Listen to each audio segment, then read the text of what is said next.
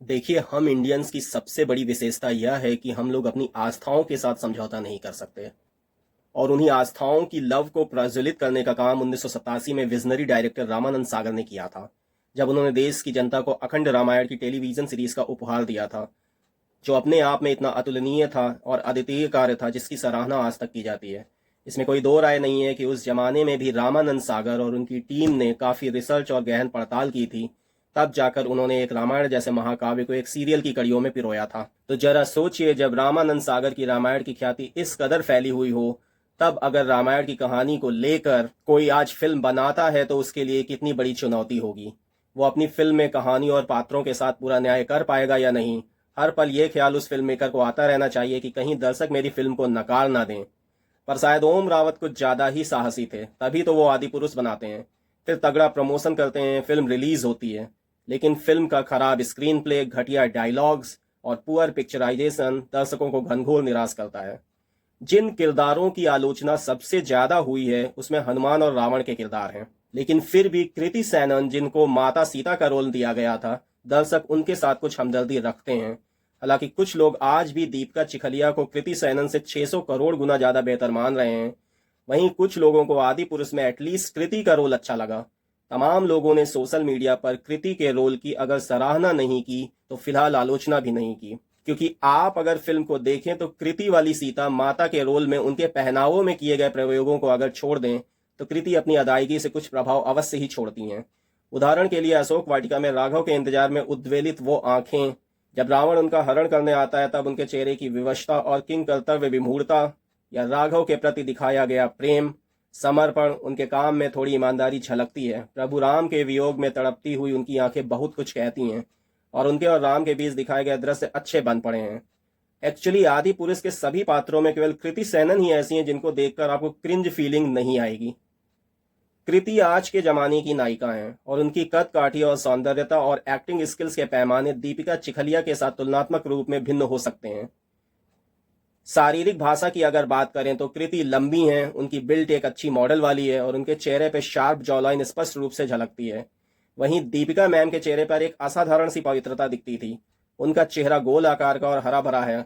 हम लोगों के दिलो दिमाग में सीता माता का ऐसा ही हेल्दी और मासूम सा दिखने वाला चेहरा बसा हुआ है।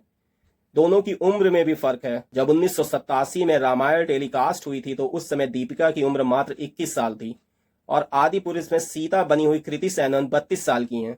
जाहिर सी बात है, दीपिका काफी यंग थी और उनका चेहरा ज्यादा यूथफुल था।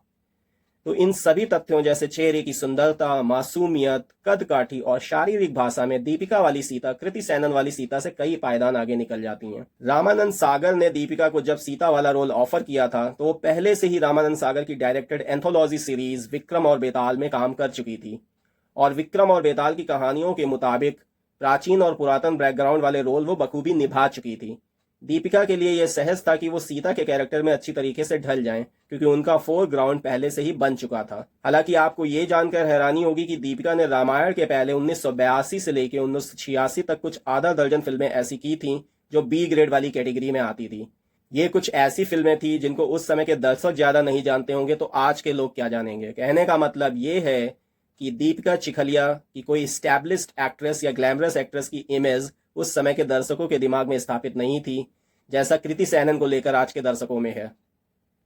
यहां तक कि दीपिका ने रामायण की शूटिंग के दौरान और बाद में भी पब्लिक लाइफ में स्लीवलेस और रिवीलिंग कपड़े पहनना बंद कर दिए थे, बिकॉज इट्स ऑब्वियस कि अगर वो सीता माँ जैसे इतना विशाल काय रोल प्ले कर रही थी तो उनको इमेज को लेकर कॉन्शियस होना लाजमी था। बस यही वो एक मुख्य कारण है जो कृति सैनन के खिलाफ गया। कृति सैनन ने आदि पुरुष से पहले अभी तक की जो फिल्में की हैं उनमें से बहुत सी फिल्मों में उनके रोल आधुनिक रहे हैं। उन्होंने इससे पहले कोई पीरियड फिल्म तक नहीं की है, तो दर्शकों की नज़र में कृति सैनन की इमेज और उनका चेहरा एक मॉडर्न एक्ट्रेस वाला बना हुआ है, जो जीन्स और क्रॉप टॉप में रहता हो और जो आधुनिक पाश्चात्य परिधानों में रहता हो। इसीलिए अगर अचानक से एक पैन इंडिया फिल्म में माता सीता के रूप में कृति सैनन दर्शकों के सामने आती हैं तो शायद लोग इसके लिए तैयार नहीं थे। इसके अलावा भी एक बात और है, जब पूरी की पूरी फिल्म को ही दर्शकों ने नकार दिया है तो उसमें माता सीता के रोल की भी आलोचना होना तय था।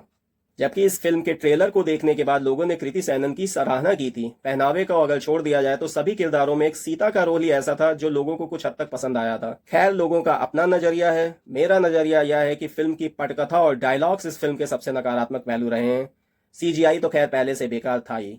अक्सर एक्टर बुरा नहीं होता है दोस्तों, पटकथा, वेशभूषा, संवाद कभी कभी उसको बुरा बना देते हैं, और यही हाल मुझे लग रहा है कृति सैनन के साथ हुआ है।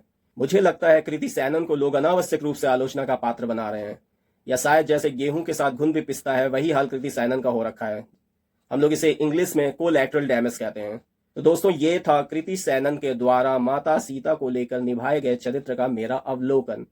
मैं ये नहीं कह रहा कि उनका रोल बहुत उम्दा है, पर घनघोर निंदा का पात्र तो बिल्कुल भी नहीं। फिर भी आप मेरे विचारों से सहमत या असहमत हो सकते हैं, because at the end of the day it's you people whose opinion matters. तो वीडियो देखने के लिए दोस्तों आपका बहुत बहुत धन्यवाद। मिलते हैं इसी तरह से किसी और इंटरेस्टिंग और ऑब्जर्वेशनल वीडियो के साथ। तब तक बाय बाय, टेक केयर, नमस्ते, जय हिंद।